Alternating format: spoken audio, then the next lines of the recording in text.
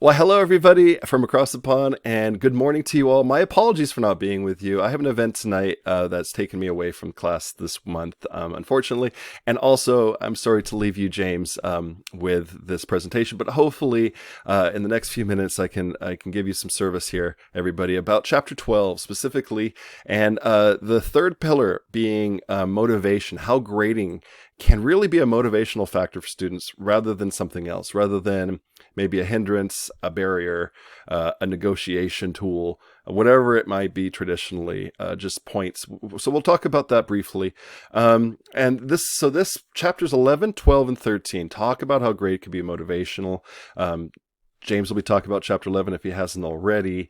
I'll be talking about 12. We all read chapter 13, but when I skimmed chapter 12, this is a chapter I thought, hey, I got this one nailed. I use rubrics. If lifting the veil is about using rubrics, then this is something I use all the time. I could talk about this till forever. But what I found at deeper analysis of this chapter, if you dive in deeper of really what's going on here, my grading techniques perhaps are a bit murky than I thought. The veil is very much on top. It's a big blanket. So if you think about the three pillars of accuracy, bias, resistance, and motivation, rubrics can encompass all three of those very well if done properly and if done with some more tenets than I thought that are discussed here. So by the end of this few minutes presentation, I want to give you 5 things that I learned that I'm excited to implement. I'm sad I haven't implemented them already for this week, as students have assignments to do. But there we are. It's something for future assignments and students to hopefully gain from, and we'll see a transition, hopefully a shift. So with chapter 12, with chapter 11, 12, and 13, with motivation, there are 3 driving principles that this book talks about, that Feldman talks about. So number 2 motivational driving principle is the way we grade should be so transparent and understandable that every student can know their grade at any time and know how they get the grade they want. That might seem simple. And if you think, well, yes, rubrics is the answer for that, of course, for whatever reason, let's dig that a little bit deeper in the next few minutes. And to do that, let's go put yourself in a quick scenario that you're in your office hours. You have a student walk in, you just finished an assignment, and they're coming to talk to you about your grade. Now, traditionally, that could be done in 3 different ways, really. First off, students might want to come in and find out, hey, I got an 88. Why didn't I get a 90, right? So they might be asking about the grade specifically of how they can up it. Why did I get a B when it should be an A? Why did I get a 78 when it could be an 80? They're looking at the points. They could negotiate with you. They might come in after a paper or something and say, hey, I got this 88, but I said this. Why did I get graded down on this? So they try to negotiate their grade with you. That's another scenario. Or they might come in shocked, frustrated. They keep getting low grades. They're trying, and they just want to talk to you what they can do. Specifically, what extra credit can they do, right? So and all 3 of these scenarios should be very familiar and very common with especially higher education teaching, especially at Shasta, I find. But it shows that thinking about, in this scenario, that grading and grades and specifically are perceived in 3 important ways. Number 1 is that they are points as an achievement universe. So points as achievement universe. What's happening and what matters most is that darn point that's assigned to it. What do they care about? How do I get the grade up? What do they care about? How can I negotiate a different grade? What do they care about? How do I, maybe I'm shocked, what extra credit, more points? It has nothing to do with the material or what you're learning. It's about those points. So points is achievement universe, number 1. Number 2, grades can be adjusted through advocacy and negotiation, like a court case. So your office hours is not really an office hours. It's a mini court case where you're the judge and the student coming in is either a good lawyer or a bad lawyer. Or if they're not coming in at all, they're not even a lawyer. They're silenced in this negotiation, right? So that's a problem too. And you could think about how that's inequitable. So that's a problem. Or number 3, if it's all about points, all about negotiating of those points, then number 3 is also the enigma of a teacher's expectation. Now, this is something that hit home to me. Trying to get students to push a little bit higher, we sometimes might have the baseline of what's expected, what's sort of a general requirement of the class, the standard of the class, of the assignment is a B, and that A is something a bit more. It's going above and beyond. It's higher. It's something to strive for. The problem with that is how is that negotiated? How is that determined? It's determined under specific biases of the instructor.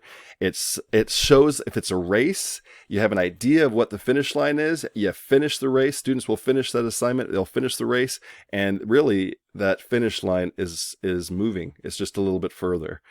So what they thought was the finish line, what they're aiming for with the target, is further down than they thought when they started out on that race. So what they thought was going to be what they were striving for is a B, ends up being a B, and A is something more. It's beyond the standards. Now, think about how that could be problematic. In all three cases, think about how it could be inequitable. Think about how it could be demotivational if this is happening time and time again, and that target's changing.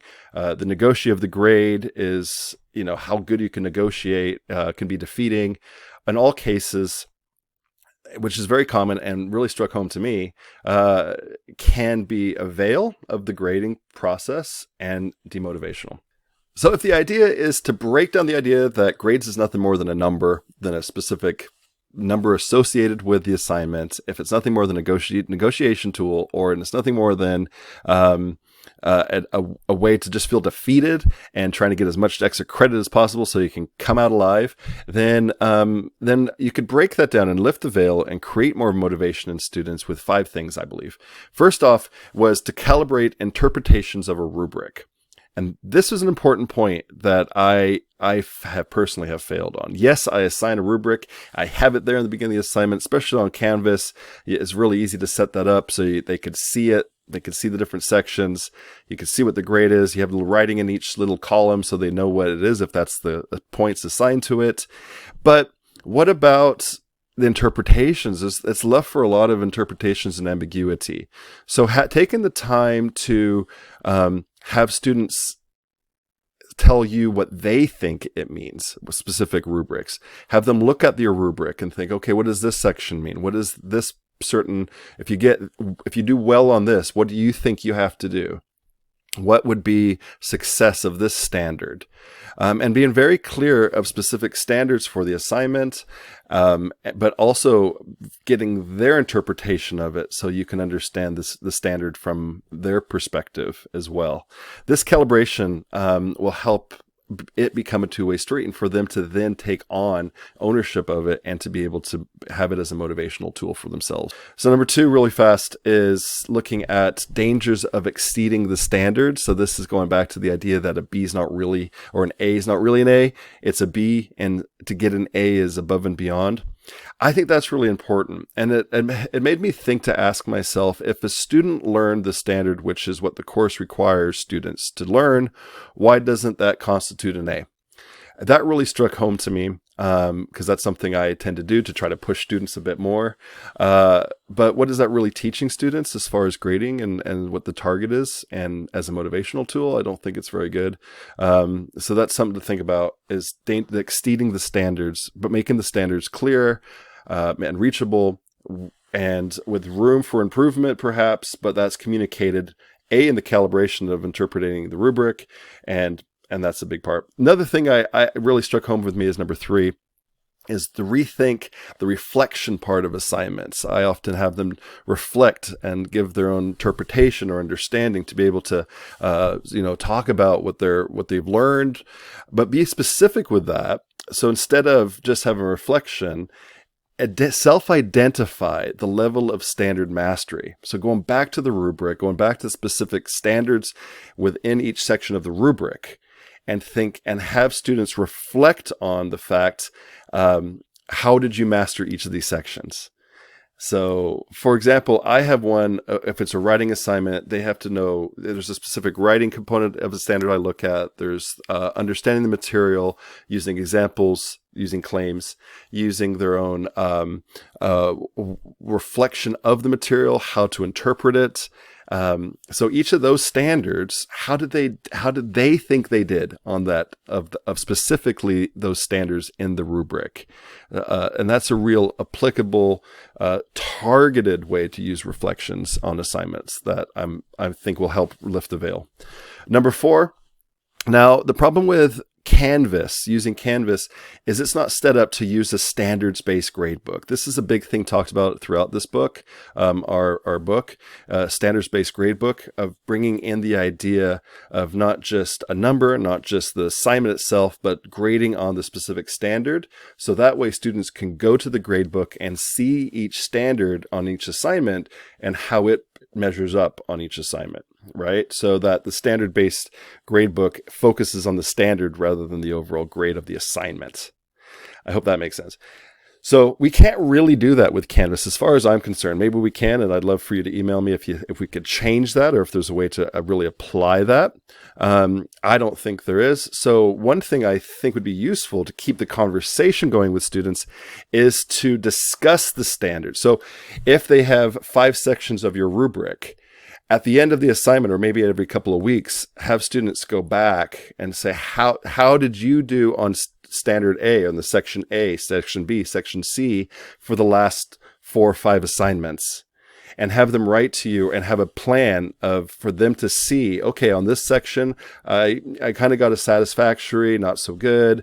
I really excelled on this. So I'm doing well on this. I could work on this. So have them going back to their grade books, looking at your comments, looking at what you put on the rubric, and having them give you a little reflection discussion, or maybe even discussion among themselves, of what they're doing well, what they're doing on the standard level, what sort of standards they're kind of hindering, and be able to fix that in the next weeks to come. So another way to have a reflection piece of self-identifying, but by going back and really rethinking of what they're doing and what to move forward with. That's an idea of adapting the standard-based gradebook as a communication tool if we can't use it explicitly in our gradebook system with Canvas. So, and then the last thing, and the last point that I want to make is considering the real world application. And that's an important part, because maybe some people think, hey, you're holding their hand too much. This is, it's not the real world. Sometimes people just judge you, and you got to get on with it, and you got to move forward. That's not really the case. I think in this situation, and the chapter talks about this at the end, rather than setting up a grade system that makes students more vulnerable to bias, having students be judged and not really understanding how they're being judged, rubrics, the discussion around how rubrics are set up, the discussion around what they're doing well and what they can work on, advocates for a lifestyle that advocates transparency, not only in the class, but in their life. And the great quote to end on is, students will come to expect, request, and perhaps rightly demand. The hidden becomes transparent. So those 5 things I think are important to take out of this, to add motivation, to lift the veil of grades, to make them more transparent. And I'd love to know your thoughts. Please email me, WhatsApp me, message me, whatever, if you have further thoughts on this, because it's something I'm looking forward to implement right away. Have a great rest of the class, everybody. Off I go. Take care, everybody. Bye-bye.